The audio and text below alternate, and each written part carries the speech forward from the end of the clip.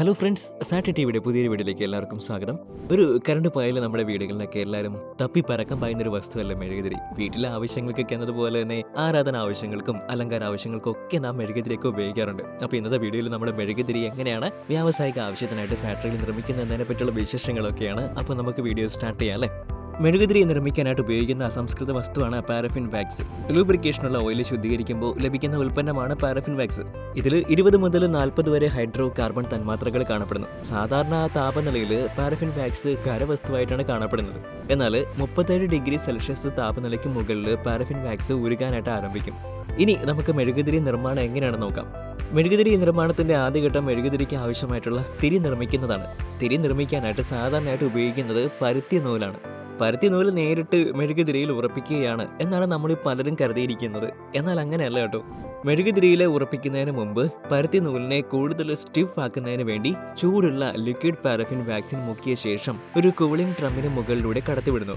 നൂലിൽ പറ്റിപ്പിടിച്ച മെഴുക് വേഗത്തിൽ കട്ടിയാകുന്നതിന് വേണ്ടിയിട്ടാണ് കൂളിംഗ് ഡ്രം ഉപയോഗിക്കുന്നത്. അതിനുശേഷം മെഴുകിൽ മുക്കിയ പരുത്തി നൂല് റോളാക്കി ചുറ്റിയെടുക്കുന്നു. പിന്നീട് ഇവ മെഴുകുതിരിക്ക് ആവശ്യമായിട്ടുള്ള അളവിൽ മുറിച്ചെടുക്കുകയാണ് ചെയ്യുന്നത്. ഇനി ഫാക്ടറിയിലെ മെഴുകുതിരികൾ നിർമ്മിക്കുന്ന വിവിധ രീതികൾ നമുക്ക് പരിചയപ്പെടാം. പല വിധത്തിലാണ് ഫാക്ടറിയിലെ മെഴുകുതിരികൾ വ്യാവസായികമായിട്ട് നിർമ്മിക്കുന്നത്. എന്നാൽ ഫാക്ടറികളിൽ മെഴുകുതിരികൾ നിർമ്മിക്കുന്ന എല്ലാ രീതികൾക്കും പിന്നിലൊക്കെ ഒരു തത്വം തന്നെയാണ് ഉള്ളത്. തിളച്ചൊരുക്കിയ പാരഫിൻ വാക്സ് തണുത്ത വായുവിന്റെയോ അല്ലെങ്കിൽ തണുത്ത പ്രതലത്തിന്റെയോ സമ്പർക്കത്തിൽ വരുമ്പോൾ അത് വെള്ള നിറത്തിലുള്ള ഖരവസ്തുവായിട്ട് മാറുന്നു എന്നതാണ് ആ തത്വം.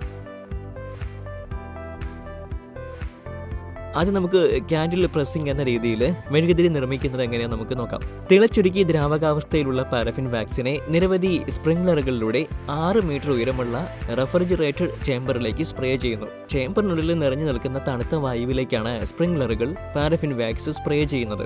റെഫ്രിജറേറ്റർ ചേംബറിലെ തണുത്ത അന്തരീക്ഷത്തിൽ സ്പ്രേ ചെയ്യപ്പെടുന്ന ലിക്വിഡ് പാരഫിൻ വാക്സ് മഞ്ഞ തരികളെ അനുസ്മരിപ്പിക്കുന്ന വിധത്തിലുള്ള തൂവെള്ള നിറത്തിലുള്ള തരികളായിട്ട് രൂപാന്തരം പ്രാപിക്കുന്നു. ഈ തരികൾ അറിയപ്പെടുന്നത് ക്യാൻഡിൽ ഫ്ലേക്സ് എന്നാണ്. ഇത്തരത്തിൽ നിർമ്മിക്കുന്ന ക്യാൻഡിൽ ഫ്ലേക്സ് ഹൈഡ്രോളിക് പ്രസ് ഉപയോഗിച്ച് മർദ്ദം ചെലുത്തിയിട്ടാണ് മെഴുകുതിരികൾ നിർമ്മിക്കുന്നത്.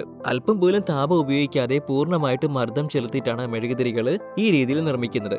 ഈ പ്രോസസ് നടക്കുന്ന നിർമ്മാണ യൂണിറ്റിന്റെ താപനില എപ്പോഴും 25 ഡിഗ്രി സെൽഷ്യസ് താഴെയായി നിലനിർത്തിയിരിക്കും. കാരണം ആ താപനിലയ്ക്ക് മുകളിലെ ക്യാൻഡിൽ ഫ്ലെക്സുകൾ ഉരുകാനും തമ്മിൽ ഒട്ടിപ്പിടിക്കാനുള്ള സാധ്യത കൂടുതലാണ് എന്നതാണ്. അങ്ങനെ സംഭവിച്ചാൽ അത് ക്യാൻഡിൽ ഫ്ലെക്സ് ഉപയോഗിച്ചുള്ള തിരി നിർമ്മാണത്തെ സാരമായിട്ട് ബാധിക്കും. ഹൈഡ്രോളിക് പ്രസ്സിൽ നിന്ന് നിർമ്മാണം കഴിഞ്ഞ് പുറത്തിറങ്ങുന്ന മെഴുകുതിരികളിൽ പ്രത്യേക യന്ത്രത്തിന്റെ സഹായത്തോടെ തിരി ഉറപ്പിക്കുന്നതിനുള്ള ഹോൾ ഇടുന്നതിനായിട്ട് അടുത്ത യൂണിറ്റിലേക്ക് അയക്കുന്നതാണ് നിങ്ങൾ കാണുന്നത്.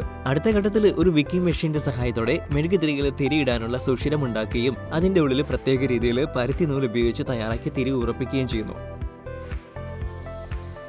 അടുത്തായിട്ട് നമുക്ക് ഡിപ്പിംഗ് പ്രോസസ്സ് എന്ന രീതിയിൽ എങ്ങനെയാണ് മെഴുകുതിരികൾ നിർമ്മിക്കുന്നതെന്ന് നോക്കാം. ഈ രീതിയിൽ മെഴുകുതിരികൾ നിർമ്മിക്കുന്നതിന് വേണ്ടി പ്രത്യേക രീതിയിൽ പരുത്തി നൂൽ ഉപയോഗിച്ച് നിർമ്മിച്ചെടുത്ത 96 തിരികൾ ഒരു ഫ്രെയിമിൽ ഉറപ്പിച്ച് തൂക്കിയിടുന്നു. അതിനുശേഷം ആ ഫ്രെയിമിനെ ഒരു ഓട്ടോമാറ്റഡ് ഡിപ്പിംഗ് മെഷീനിൽ ഉറപ്പിക്കുന്നു. ഇത്തരത്തിൽ ധാരാളം ഫ്രെയിമുകൾ ഡിപ്പിംഗ് മെഷീനിൽ ഉറപ്പിച്ച ശേഷം ഓരോ ഫ്രെയിമുകളിലെയും മെഷീൻ ഒന്നിന് പിറകെ ഒന്നായിട്ട് തിളച്ചൊരുക്കി ദ്രാവകാവസ്ഥയിൽ കിടക്കുന്ന പാരഫിൻ വാക്സ് നിറഞ്ഞ ടാങ്കിൽ മുക്കി പുറത്തെടുക്കുന്നു.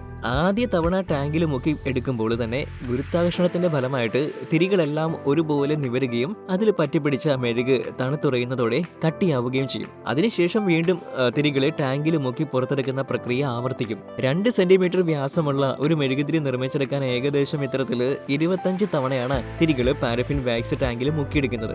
ഇത്തരത്തിൽ നിർമ്മിച്ചെടുക്കുന്ന തിരികൾ നിറം നൽകുന്നത് എങ്ങനെയാണോ? നിർമ്മാണം പൂർത്തിയാക്കിയ തിരികളെ അവയുടെ ഫ്രെയിം സഹിതം ആവശ്യമായിട്ടുള്ള നിറം ചേർത്ത് ഉരുകിയ പാരഫിൻ വാക്സ് നിറച്ച ടാങ്കിൽ ഒരു തവണ മുക്കും. ടാങ്കിൽ നിന്നും പുറത്തെടുക്കുന്ന ഉടൻ തന്നെ ആ ഫ്രെയിമിനെ തണുത്ത വെള്ളം നിറച്ച ടാങ്കിൽ മുക്കുന്നതോടെ നിറമുള്ള മെഴുകുതിരിയുടെ നിർമ്മാണം പൂർത്തിയാകുന്നു. ഇനി പൂർണ്ണമായിട്ട് ഓട്ടോമേറ്റഡ് ആയിട്ട് നടക്കുന്ന മറ്റൊരു മെഴുകുതിരി നിർമ്മാണ രീതി കൂടി നമുക്ക് നോക്കാം അല്ലേ. ഈ രീതിയിൽ ഫാക്ടറിയിലെ മോൾഡിംഗ് ടേബിളുകളിലാണ് ഉപയോഗിക്കുന്നത്. പ്രീ ഹീറ്റ് ചെയ്ത മോൾഡിംഗ് ടേബിളിൽ ഉരുകിയ പാരഫിൻ വാക്സിൻ ലിക്വിഡ് നിറച്ചതിന് ശേഷം ഏകദേശം 20 മിനിറ്റോളം മെഴുക് തണുത്ത് ഉറയാനായിട്ട് അനുവദിക്കും.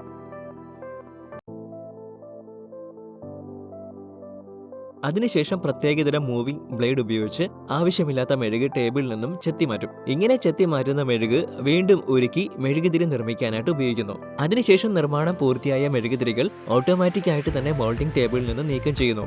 മോൾഡിംഗ് ടേബിളിൽ ഓരോ മോൾഡിനുള്ളിലും ഒരു സൂചി ഉള്ളത് കൊണ്ട് തന്നെ മോൾഡിംഗ് ടേബിളിൽ നിന്ന് നീക്കം ചെയ്യുമ്പോൾ തന്നെ തിരി ഉറപ്പിക്കാനുള്ള സുഷിരം മെഴുകുതിരിയിൽ ഉണ്ടാകും. ഈ സുഷിരങ്ങളിൽ പ്രത്യേകതരം മെഷീന്റെ സഹായത്തോടെ തിരികൾ നിറച്ച് തിരി മെഴുകുതിരിയിൽ നിന്നും അടർന്നു മാറാതിരിക്കാൻ ചെറിയ ലോഹ ക്ലിപ്പുകൾ ഉപയോഗിച്ച് ഉറപ്പിക്കുകയും ചെയ്യുന്നു. ഇനി ക്രിസ്ത്യൻ ദേവാലയങ്ങളിലെ അൾത്താരയിൽ ഉപയോഗിക്കുന്ന പ്രത്യേകതരം തിരിയുടെ നിർമ്മാണത്തെക്കുറിച്ച് പറയാം. വത്തിക്കാനിൽ നിന്നുള്ള നിർദ്ദേശം അനുസരിച്ച് അൾത്താരയിൽ ഉപയോഗിക്കുന്ന മെഴുകുതിരികൾ നിർമ്മിക്കുന്നത് 66% തേനീച്ചക്കൂട്ടിൽ നിന്ന് ലഭിക്കുന്ന മെഴുക് ഉപയോഗിച്ചും 34% പാരഫിൻ വാക്സ് ഉപയോഗിച്ചുമാണ്. അതുപോലെ തന്നെ പൂർണ്ണമായിട്ടും സിലിണ്ടർ ആകൃതിയിൽ നിർമ്മിക്കപ്പെടേണ്ട ഈ മെഴുകുതിരിയുടെ നിർമ്മാണം മാനുവലായി ചെയ്യുന്ന ഡിപ്പിംഗ് പ്രോസസ്സിലൂടെയാണ് പൂർത്തിയാകുന്നത്. ഏകദേശം 90 തവണയാണ് തിരിച്ചും മറിച്ചും ഡിപ്പിംഗ് ചെയ്തിട്ട് 76 മില്ലിമീറ്റർ വ്യാസമുള്ള ഈ മെഴുകുതിരികൾ നിർമ്മിക്കുന്നത്.